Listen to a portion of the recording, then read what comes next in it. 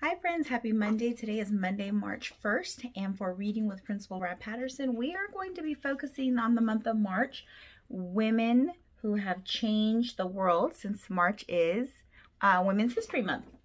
So we'll be reading 50 Amazing American Women Who Changed the World by Laurie Calkhoven, illustrated by Patricia Castelao. All right, we'll read 2 people per day to see if we can get through the 50. Today we're going to read Pocahontas and Abigail Adams. Here's our introduction. Women have always played an important role in the history of the United States. But before they were women, they were girls, and they were just like you and me. They liked to swim and listen to music, read, and hang out with their friends. Seemingly ordinary girls grew up to be extraordinary women. The women you'll meet in this book all have different stories to tell. Some of them, like Harriet Tubman and Sojourner Truth, were born into slavery and grew up to fight for freedom. Elizabeth Blackwell had a love of science that led her to become the first female doctor in the country. And Dian Fossey spent 18 years studying gorillas in Africa. Some women fought for equal rights for all people or for women's rights to vote. And some, like Amelia Earhart and Sally Ride, proved to everyone that women could do anything that men could do. All of them grew up to change the world in some way. And we have them to thank for making our country a stronger, more exciting, and better place for all people to live in today. Turn the page to be inspired by their stories, and you too can grow up to change the world. So today we're going to focus on Pocahontas. All right, here we go. Fact file. Born around 1595 near present-day Jamestown, Virginia. She was married to John Rolfe, had one child, Thomas, and she died March 21st, 1617 in Gravesend, England. Pocahontas was a Native American princess. Her father was chief of more than 30 Powhatan Indian tribes. Powhatan women and girls farmed and built houses. They also made poetry, wove baskets, and stitched beadwork.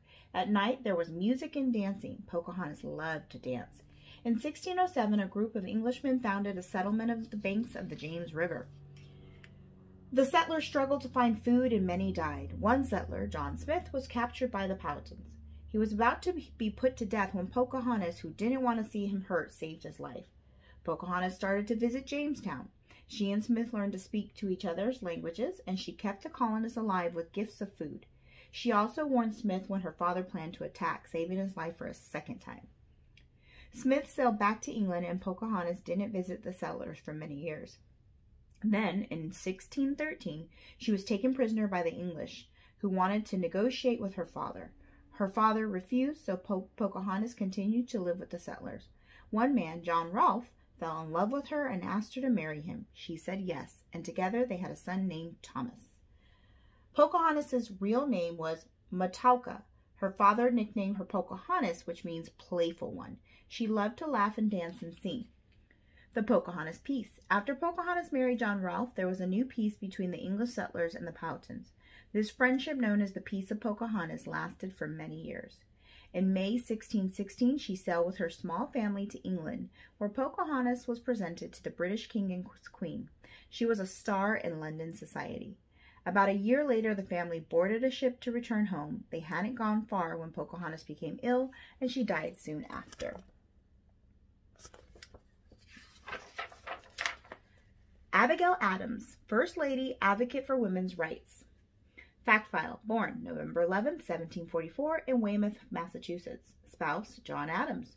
Children, Abigail, John Quincy, Susanna, Charles, and Thomas. Died October 28, 1818 in Quincy, Massachusetts. Abigail Adams grew up in a home surrounded by farms and forests. Like other girls of her time, she didn't go to school. She was taught to read and write at home and enjoyed reading many of the books in her minister's father's library. She also learned how to cook, sew, and do needlework. When she first met a 23-year-old lawyer named John Adams, 14-year-old Abigail thought he talked too much. But she got to know him better and learned that they had a lot in common. A few years later, they married. John got involved in local and then national politics when the colonists became unhappy with the way the British government was treating them. John's work often kept him away from home. So Abigail managed the farm and raised their children. When she didn't travel with John, they exchanged letters. She sent one of her most famous letters when John was in Philadelphia working on the Constitution for the new country. At the time, women had very few legal rights. Abigail urged her husband to remember the ladies and to make the laws that were generous to women. It would be many years, however, before women could own property and vote. War work. Abigail watched the Battle of Bunker Hill from a peak near her home. John was away in Philadelphia, but Abigail took in people who were escaping from the British and melted pewter plates and utensils to make bullets for the American soldiers. Education for girls. Abigail was embarrassed by her lack of education and especially by her bad spelling and poor handwriting. She thought girls should have the same education as boys and argued that education mothers raise more intelligent children. John Adams became president in 1797. He discussed the problems of the country with Abigail, and she often gave him advice. Many people thought she had too much power and called her Mrs. President. When John lost to Thomas Jefferson in his second election, Abigail was happy to go home to Massachusetts. She led a peaceful life surrounded by children and grandchildren. And that was Miss Abigail Adams and Miss Pocahontas.